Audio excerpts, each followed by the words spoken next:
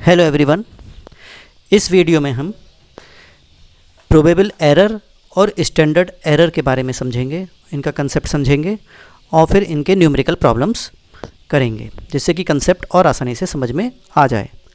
पिछली वीडियोस में आप देख सकते हैं, मेरी पिछली वीडियोस में हमने कोफिशिएंट ऑफ कोरिलेशन डिस्कस करा था, जिसमें हम कार्ल पियर्सन, स्पीयरमैन्स और कंकरेंट डेविएशन मेथड, 3 मेथड हमने उसमें सीखे थे। अब आगे हम कोफिशिएंट कोरिलेशन के थोड़ा आगे बढ़ेंगे और उसमें हम प्रोबेबल एरर और स्टैंडर्ड एरर के बारे में डिस्कस करेंगे। देखिए यहाँ पे स्लाइड्स में आप देख सकते हैं कि जब हम कोफिशिएंट ऑफ कोरिलेशन कैलकुलेट करते हैं तो उसकी जो एक्यूरेसी है वो डिपेंड करता है सैम्पल साइज़ पर। देखिए कभी कभी क्या होता है कि हम पूरा यूनिवर्स, जो पूरा हमारा एरिया ऑफ स्टडी है, पूरा यूनिवर्स हमको उसे कहते हैं, तो हम उसमें सारा पूरा कंप्लीट सर्वे हम नहीं कर सकते। पूरे शहर के बारे में अगर हमें सर्वे करना है तो शहर के हर नागरिक से तो हम बात नहीं कर सकते, तो इसलिए हम कुछ लोगों से ही बात कर पाते हैं, जिसे हम सैम्पल कहते हैं। तो जितना बड़ा सैम्पल होगा, यानी कि हम जितने ज़्यादा लोगों से बात कर पाएंगे, सर्वे कर पाएंगे, उनसे डाटा इकट्ठा कर पाएंगे, तो हमारा रिज़ल्ट ज़्यादा एक्यूरेट होंगे, सही होंगे। लेकिन अगर सैम्पल साइज़ छोटा रह जाए, कम लोगों से हम बात करें तो, या कम लोगों से हम सर्वे करते हैं, कम लोगों से डाटा इकट्ठा करते हैं, तो रिज़ल्ट जो है वो उतने एक्यूरेट या रिप्रेजेंटेटिव ऑफ द यूनिवर्स नहीं माने जाएंगे। तो देखिए यहाँ पे यही लिखा है कि the accuracy of coefficient of correlation depends on that size of sample data which is used for comparing the 2 series. क्योंकि कोरिलेशन में 2 सीरीज़ होती हैं, एक्स और वाई, दोनों को हम कंपेयर करते हैं और पता लगाते हैं कि दोनों में कोरिलेशन कितने डिग्री का है। तो एक्यूरेसी डिपेंड करेगी सैम्पल साइज़ पर। फिर भी देखिए लिखा है, if the sample size is big then the conclusion will be more accurate. सही डाटा अगर हम इकट्ठा कर पा रहे हैं, ज़्यादा डाटा इकट्ठा कर पा रहे हैं, यानी कि सैम्पल साइज़ ज़्यादा है, तो हमारा रिज़ल्ट ज़्यादा एक्यूरेट आएगा। So hence for finding the sampling errors we use probable error. तो प्रोबेबल एरर, सैम्पलिंग एरर्स हो जाते हैं, कभी कभी गलत इन्फॉर्मेशन मिल जाती है, सैम्पल साइज़ सही नहीं है, या जो सैम्पल हमें लेना चाहिए, जिस संबंधित डाटा जो हमें इकट्ठा करना था वो वाले लोग नहीं हैं, वो हमें लेना है 50 साल से 50 वर्ष से ज़्यादा उम्र के लोगों के बारे में डाटा इकट्ठा करना, ले लिया हमने 30 वर्ष वाले लोगों को, तो वो सैम्पलिंग एरर्स कही जाती हैं। बहुत सारी सैम्पलिंग एरर्स होती हैं, वो अलग विषय है। तो यहाँ पर अगर हम सैम्पलिंग एरर्स को फाइंड आउट कर सकते हैं तो वो हम प्रोबेबल एरर की हेल्प से कर सकते हैं। आगे देखेंगे आप, तो लिखा हुआ है probable error is that value और अमाउंट विच बाई एडिंग और subtracting in the coefficient of correlation of sample we get the 2 limits. जो प्रोबेबल एरर निकलता है, या हम आगे स्टैंडर्ड एरर देखेंगे, तो वो जो वैल्यू है वो अगर कोरिलेशन में हम ऐड करें या एक बार माइनस करें तो हम 2 लिमिट्स हमें मिल जाती हैं, एक मैक्सिमम लिमिट, एक lower limit. Amongest which there is possibility of the presence of 50% coefficient sample और data of the same tendency. यानी कि हम 50% हमें रहेगा कि भाई वही सैम्पल और डाटा का सेम टेंडेंसी हमारी है, जो हमारा रिजल्ट है वही सैम्पल का है, तो थोड़ा सही हो सकता है अगर within the limits value आ रही है। आगे देखेंगे, probable error is the coefficient of correlation that supports in finding the accurate values of coefficients. इससे हम थोड़ा एक्यूरेट वैल्यूज़ पता लगा लेते हैं। अगर विद इन लिमिट आती है तो हम ये मानते हैं, या वैल्यू सही आ रही है तो वो सिग्निफिकेंट कोरिलेशन है या नहीं है।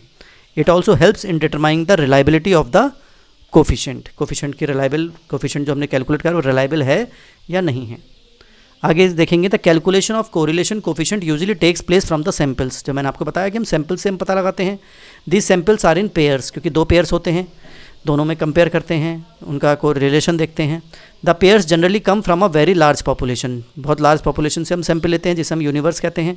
It is quite an easy job to find out about the limit and bounds of the correlation combinator. तो हम लिमिट आराम से पता लगा सकते हैं with the help of probable error.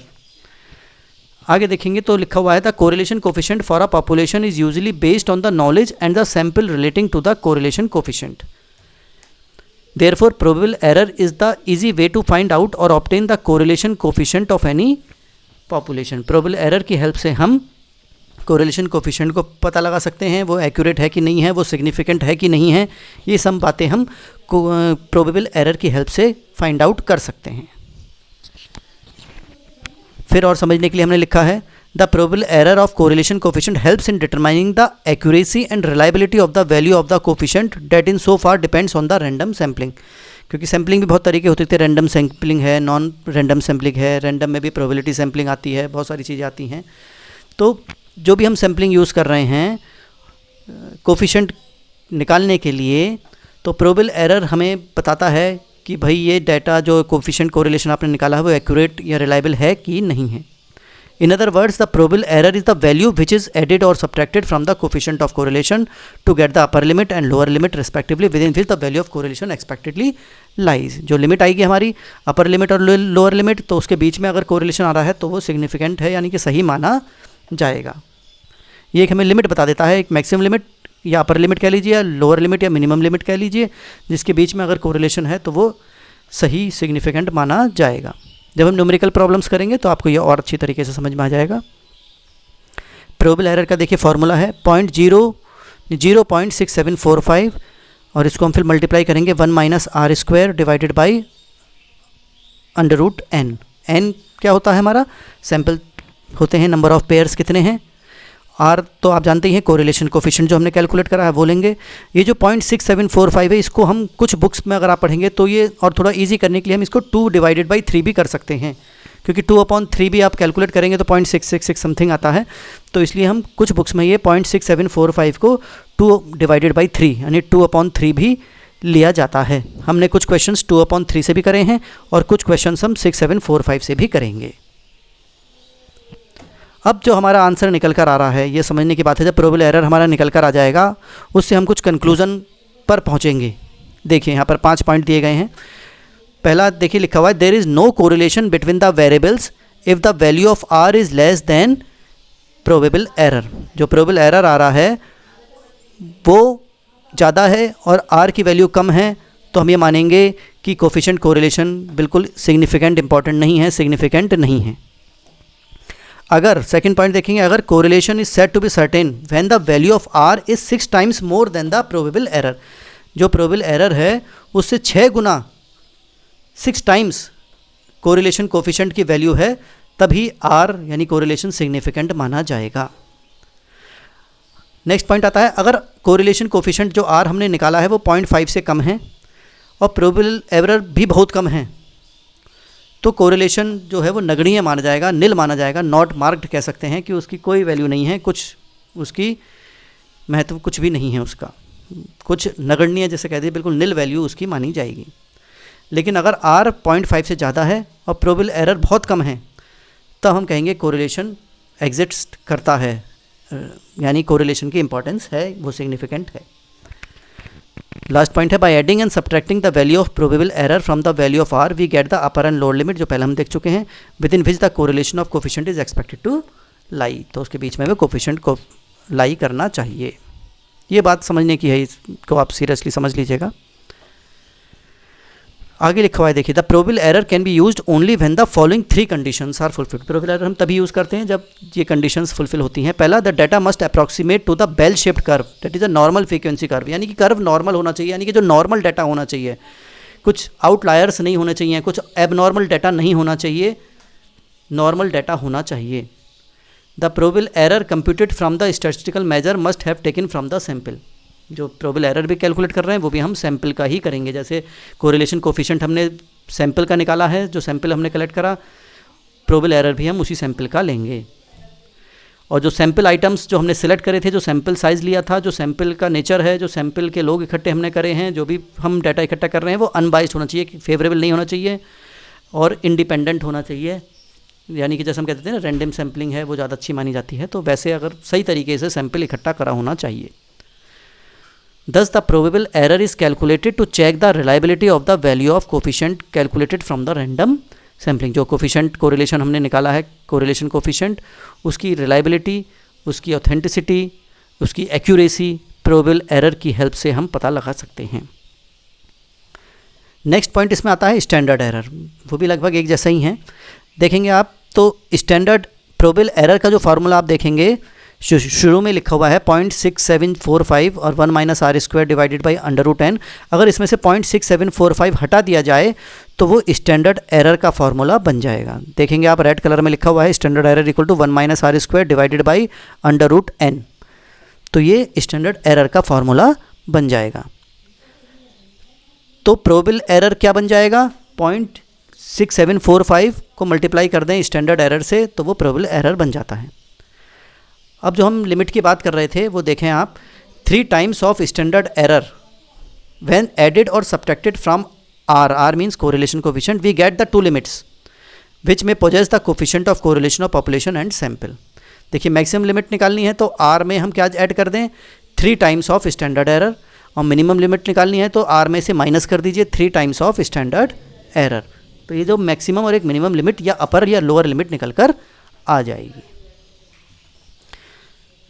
तो ये हम समझ गए हैं। तो स्टैंडर्ड एरर का क्या फ़ायदा होगा, ये इससे हम पता लगा सकते हैं, सैम्पल एरर्स को पता लगा सकते हैं, उसको कम कर सकते हैं। जो मेजरमेंट कर रहे हैं, जो भी एनालिसिस कर रहे हैं, उसमें कुछ एरर है वो भी हम स्टैंडर्ड एरर की हेल्प से सही कर सकते हैं।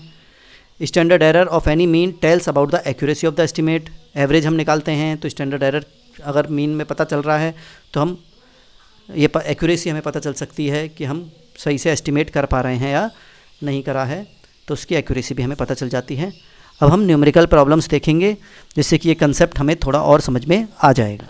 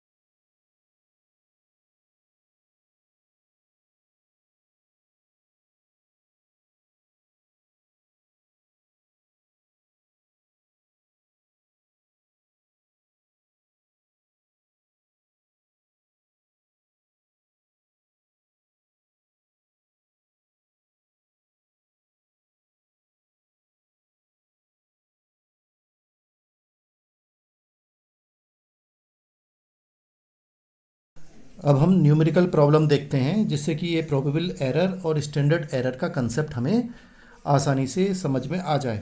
तो देखिए क्वेश्चन देखें, पहला दे रखा है यहाँ पर, फाइंड द प्रोबेबल एरर, निकालना है हमें ये probable error if the number of items are 100, यानी n जो है वो 100 है, और r आप जानते ही हैं कोरिलेशन कोफिशिएंट को कहते हैं, जो कोरिलेशन निकलता है उसका साइन r होता है।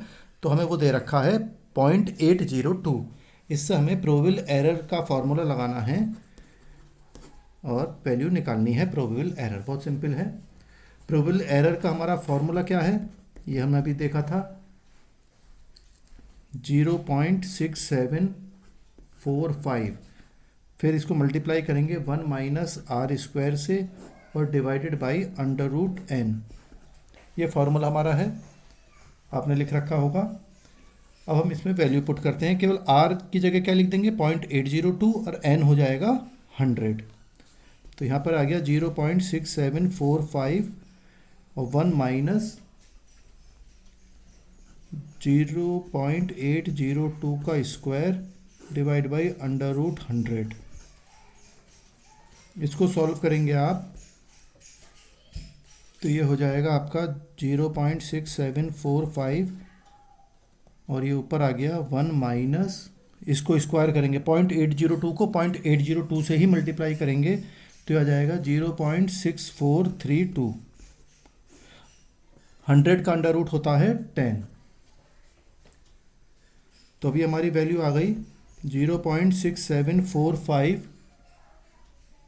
मल्टीप्लाइड बाई 1 में से इसको आप माइनस कर सकते हैं और डिवाइड बाई हमारा 10 हो जाएगा ये। तो ये बीच में मल्टीप्लाई लगा दिया हमने, ये वैल्यू आ गई 0.0357। 1 में से इसे माइनस करिए, डिवाइड बाई 10 कर दीजिए, तो आंसर हमारा ये आएगा 0.0241।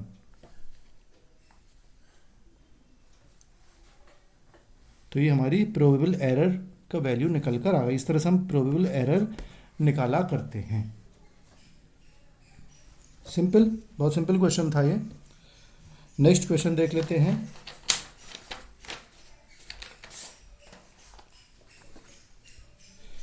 If probable error is 0.025 and n 100 दिया हुआ तो वैल्यू ऑफ r निकालनी है। तो प्रोबेबल एरर में जो r वैल्यू होती है बस वो फाइंड आउट करनी है, एरर हमें दिया हुआ है।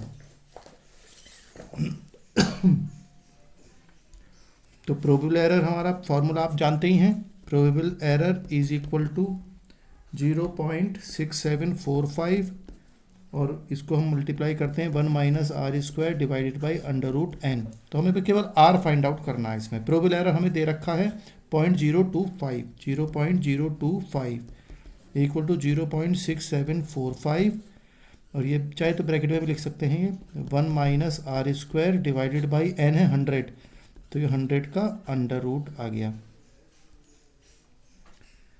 सिंपल। फिर यहाँ पे वैल्यू पुट कर लेंगे 0.025 इक्वल टू, इसको जब ये इसके साथ मल्टीप्लाई होता है तो 0.6745 को 1 से भी मल्टीप्लाई करना पड़ता है, 0.6745 को आर स्क्वायर से भी मल्टीप्लाई करना पड़ता है। तो ये हो गया 0.6745 minus 0.6745 r square divided by ये कितना हो जाएगा 10, क्योंकि ये 100 का अंडर रूट होता है 10, क्योंकि 10 मल्टीप्लाई बाई 10 100 होता है, तो अंडर रूट हो गया 10। फिर हम क्या करते हैं, इसको क्रॉस मल्टीप्लाई कर देते हैं, 10 को इधर ये मल्टीप्लाई हो जाएगा, तो ये हो जाएगा 0.025 multiplied by 10 equal to 0.6745 minus 0.6745 r square. तो ये वैल्यू निकल कर आपकी आ जाएगी 0.25, 10 से मल्टीप्लाई करेंगे तो 0.25 वैल्यू निकल कर आ जाएगी, इक्वल टू ये ऐसे ही रहेगा 0.6745 माइनस 0.6745 आर स्क्वायर।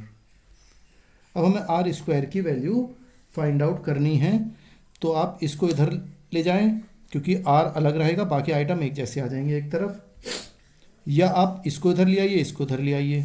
तो इसको इधर ले आते हैं तो ये माइनस वाला साइन पॉजिटिव बन जाएगा, 0.6745 आर स्क्वायर इक्वल टू 0.6745, और ये इधर आ गया माइनस 0.25, इसमें से माइनस कर देंगे हम।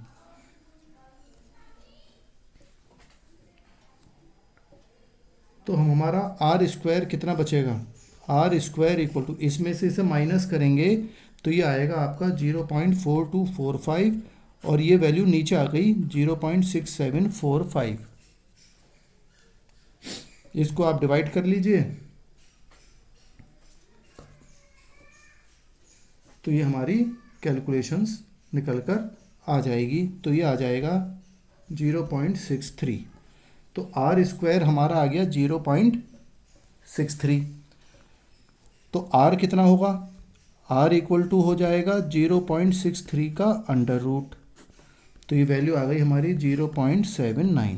तो आर हो गया हमारा 0.79। बस मैथमेटिकल कैलकुलेशन है, केवल जस्ट वैल्यू फाइंड आउट करनी है हमें, बस मैथमेटिकल कैलकुलेशन की हेल्प से, और आर की वैल्यू निकल कर आ गई हमारी 0.79। नेक्स्ट क्वेश्चन देख लेते हैं, थोड़ा कंसेप्ट और क्लियर हो जाएगा हमारा। देखिए अब हमें क्या निकालना है, show in which of the following two cases, दो केस दे रखे हैं 1 and 2, r is more significant, कि आर किस में ज़्यादा सिग्निफिकेंट है, आर ज़्यादा इंपॉर्टेंट है, ये हमें पता लगाना है। तो अब ये समझने की बात है यहाँ पर कि जो प्रोबेबल एरर निकल कर आएगा वो जितना ज़्यादा गुना होगा आर के, जितना ज़्यादा टाइम्स होगा आर के, वो उतना ही सिग्निफिकेंट माना जाएगा। अब देखते हैं कैसे। देखिए पहला वाला जो केस है हमारा, आंसर निकालेंगे। पहले केस में अगर आप देखें r इक्वल टू 0.6 है और प्रोबेबल एरर है 0.04, तो प्रोबेबल एरर जो है r r की कितने टाइम्स है ये वैल्यू, वो हमें निकालनी है। कैसे निकाल सकते हैं, r अपॉन PE करके देखिए कितना आएगा। तो r है 0.6 और ये है 0.04, तो इसको डिवाइड करेंगे तो 15 आएगा, यानी कि जो r है वो 15 गुना है प्रोबेबल एरर के। और सेकंड कंडीशन अगर आप देखें तो r इक्वल टू 0.9 है और प्रोबेबल एरर हमारा 0.03 है। यहाँ पर हम लगाकर देखते हैं, डिवाइड करके देखते हैं तो 0.9 अपॉन 0.03, तो यहाँ वैल्यू आएगी 30, यानी कि जो प्रोबेबल आर जो है वो प्रोबेबल एरर के 30 गुना है, 30 टाइम्स है। तो जब 30 टाइम्स है तो जो जितना ज़्यादा टाइम्स होगा वो उतना ही मोर सिग्निफिकेंट माना जाएगा। तो क्या लिख देंगे हम, एज आर इज, आर अगर आप देखें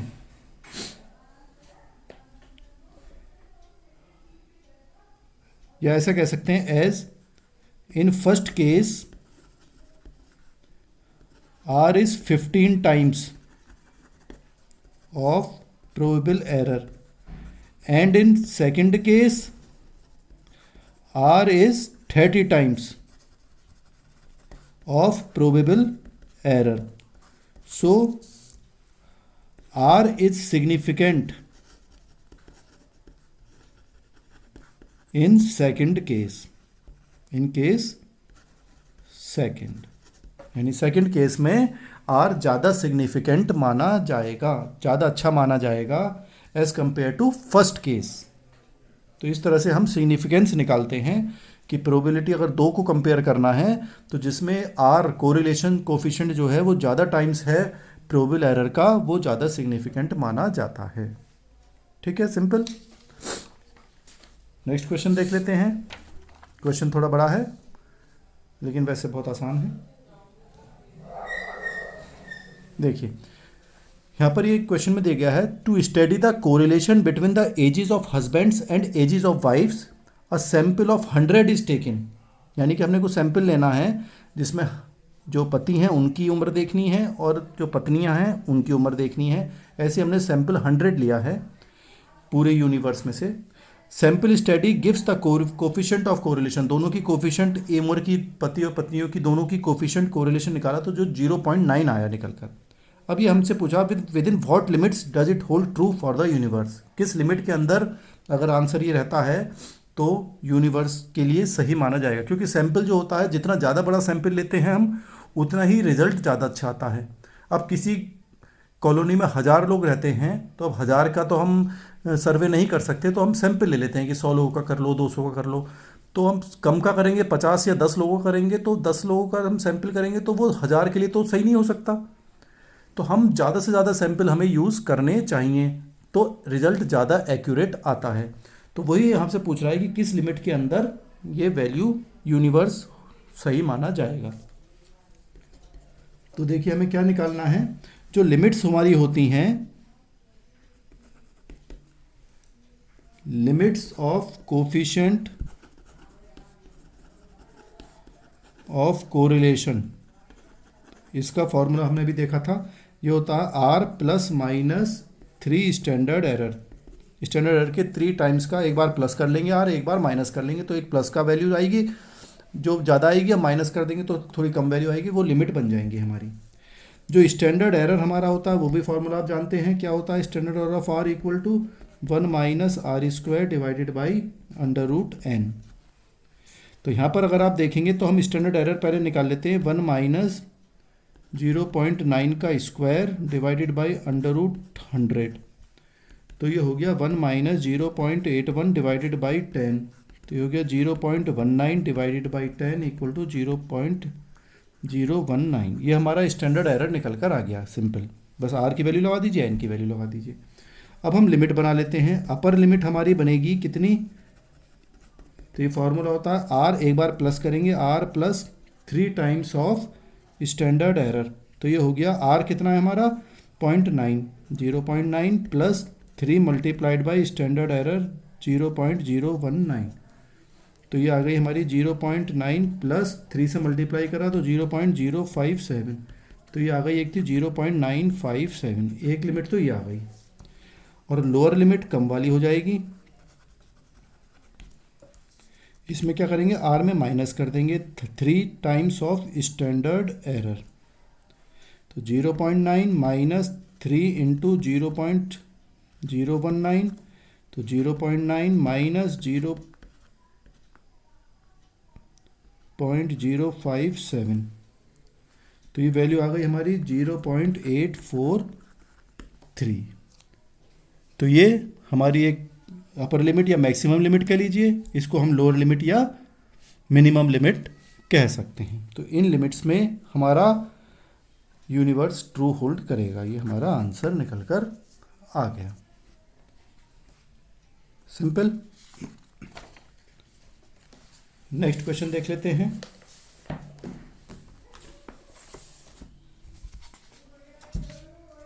ये भी अभी हमने करा था क्वेश्चन, बिल्कुल दोबारा देख लेते हैं। एज्यूमिंग, अब देखिए जो मैंने आपको पहले भी बताया था, क्वेश्चन को कॉपी कर लीजिएगा कि 0.6745 को हम अगर कैलकुलेशन इजी चाहिए तो उसे हम 2/3 भी लिख सकते हैं। तो हमें यहाँ पे एक आ गया assuming 0.6745 equal to 2/3 test the significance of R in the following cases. दोनों में हम देखेंगे सिग्निफिकेंस है आर या नहीं है।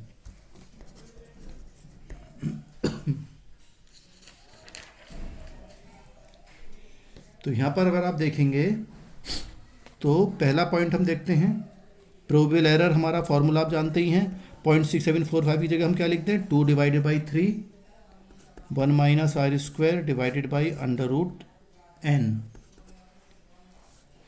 तो वैल्यू हमारी कितनी आएगी, 2/3 1 माइनस 0.8 का स्क्वायर डिवाइडेड बाई √10। तो ये वैल्यू निकल कर आ गई 2/3 इंटू ये हो जाएगा 0.8 मल्टीप्लाइड बाई 0.8, तो 0.64 हो गया। 1 में से माइनस कर देंगे तो हमारी वैल्यू सॉल्व होकर आ जाएगी, यानी ऐसे लिख लेते हैं। अब 2/3 है को 1 से भी मल्टीप्लाई कर सकते हैं, इससे भी मल्टीप्लाई कर सकते हैं।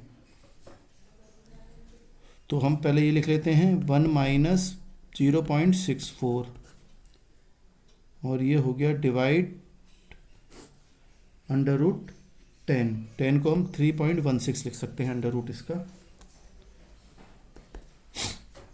ये हमारी वैल्यू बैठेगी,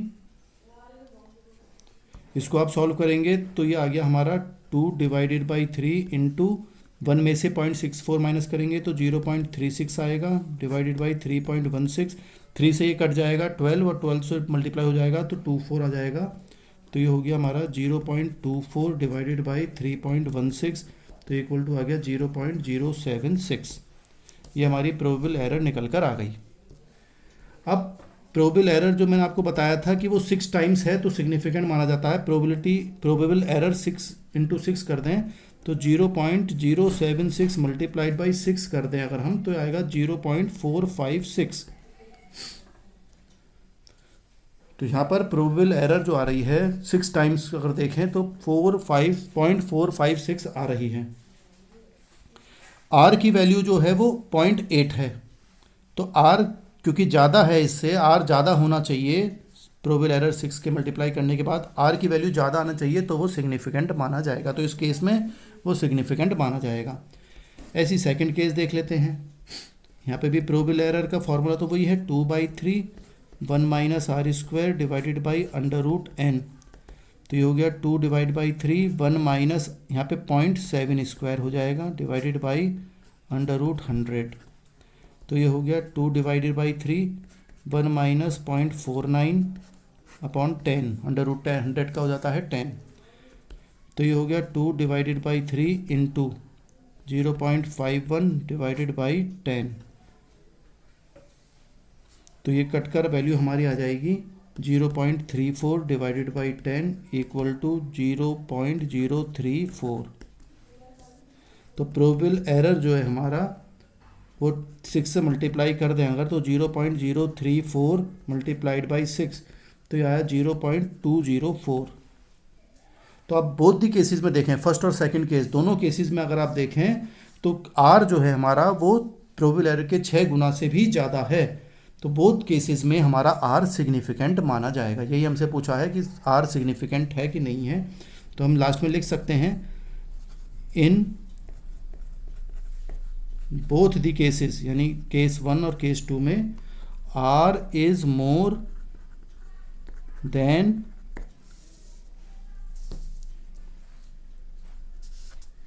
6 टाइम्स ऑफ प्रोबेबल एरर।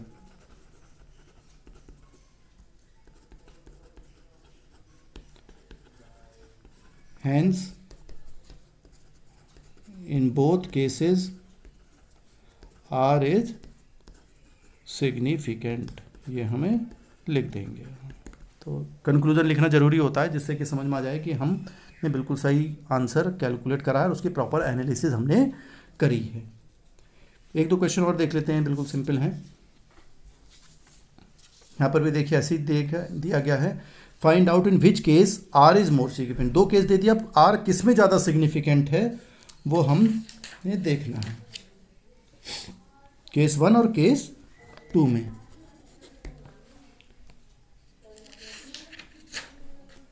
तो जैसे अभी हमने पहले करा था कि प्रोबेबल एरर निकाल लेते हैं। प्रोबेबल एरर कितने गुना है, अगर आर ज़्यादा गुना टाइम्स ज़्यादा है तो वो सिग्निफिकेंट माना जाएगा। तो देखिए पहला केस हम देखते हैं, केस 1। तो प्रोबेबल एरर जो है वो क्या फॉर्मूला है, 2/3 ले लेते हैं। चलिए 2/3 1 minus are square divided by √n। तो ये वैल्यू हमारी आ जाएगी 2/3 1 माइनस 0.8 स्क्वायर डिवाइडेड बाई √50। √50 रहेगा। इसको आप सॉल्व करेंगे, 2/3 इंटू 0.36 हो जाएगा इसकी वैल्यू, डिवाइडेड बाई ये हो जाएगा √7.07 आ जाएगा। तो ये हो गया मल्टीप्लाई करके 0.24 divided by 7.07 equal to 0.034।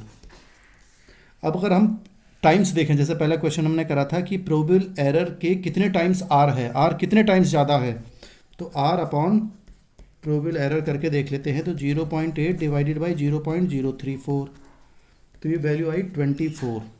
Approximately लिख लेते हैं, अप्रॉक्स मीन्स लगभग 24 टाइम्स वैल्यू निकल कर आई है। आर जो है वो 24 गुना है प्रोबेबल एरर के। ऐसे अब हम केस 2 देख लेते हैं, यहीं देख लेते हैं, केस सेकंड। इसमें देखिए केस सेकंड में वही फॉर्मूला रहेगा, probable error 2/3 1 minus are square divided by √n। तो ये हो गया 2/3 1 माइनस, यहाँ पे आर है 0.7 का स्क्वायर डिवाइडेड बाई √10। तो ये हो गया 2/3 कर लेंगे हम, और इसकी वैल्यू आएगी 0.51 डिवाइडेड बाई 3.16। ये हो गया आपका 0.34 डिवाइड बाई 3.16, और इसको डिवाइड करेंगे तो 0.108 आ गया प्रोबेबल एरर।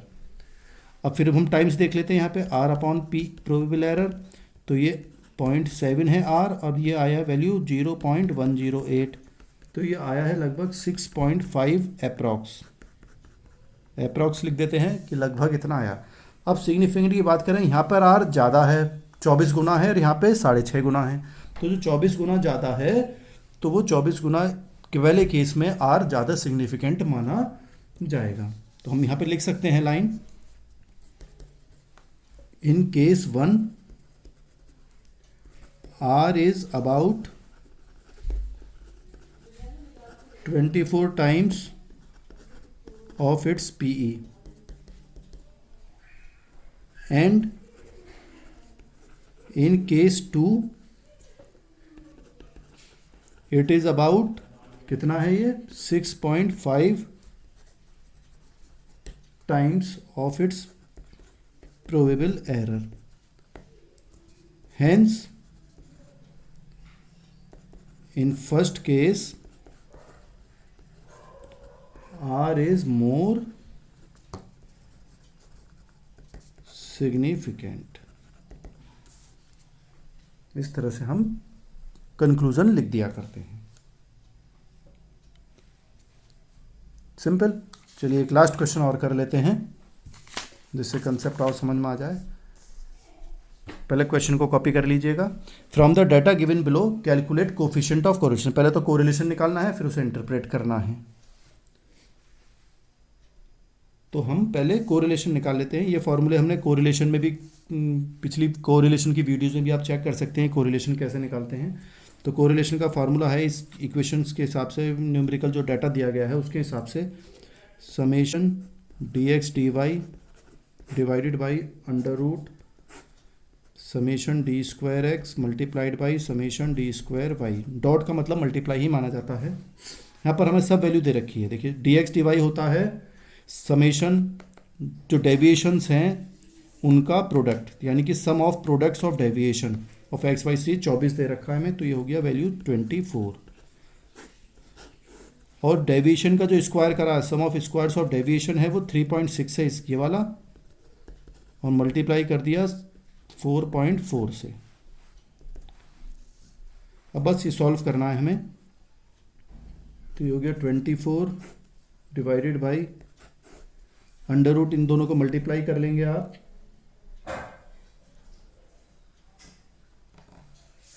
ये पॉइंट नहीं है, ध्यान रखेंगे, ये पॉइंट नहीं है, इन पॉइंट ना समझें इन्हें, ये पूरी वैल्यूज़ हैं। 36 है, ये पॉइंट नहीं है, पूरा 44 है, तो 36 मल्टीप्लाइड बाई 44 है पूरा, ये पॉइंट्स नहीं है, इन पॉइंट्स को इग्नोर कर दीजिएगा आप। तो ये वैल्यू आएगी हमारी 24 डिवाइडेड बाई अंडर रूट में आएगा 1584, तो ये हो गया 24, अंडर रूट निकालेंगे तो इसकी वैल्यू आएगी 39.8, तो ये 0.603 आएगी वैल्यू कोरिलेशन की, R इक्वल टू वैल्यू 3 आ गई। प्रोबेबल एरर अगर हम देखते हैं इसका 0.6745 से कर सकते हैं, 2/3 से भी कर सकते हैं, मैं दोनों मेथड से कर दिया है, और 1 minus are square divided by under root N, तो ये हो गया 0.6745, 1 माइनस 0.603 का square divide by under root N है। नंबर ऑफ आइटम्स हमारे 8 हैं क्वेश्चन में ऊपर,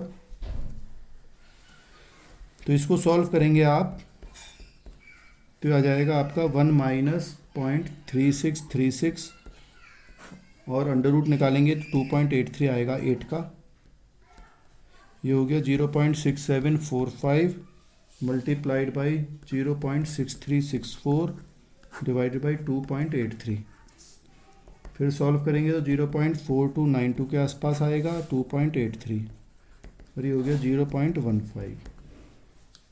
अगर प्रोबेबल एरर का 6 टाइम्स हम देखते हैं, देखिए 6 टाइम्स ऑफ पीई, यानी कि 0.15 आया, इंटू 6 करेंगे तो ये आएगा 0.9, ये 0.9 आ रहा है, जबकि कोरिलेशन 0.6 है, तो कोरिलेशन हमारा कम रह गया।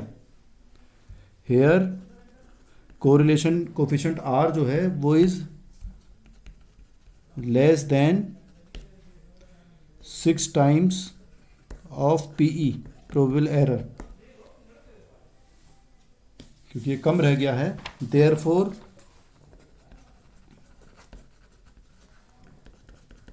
It is not significant,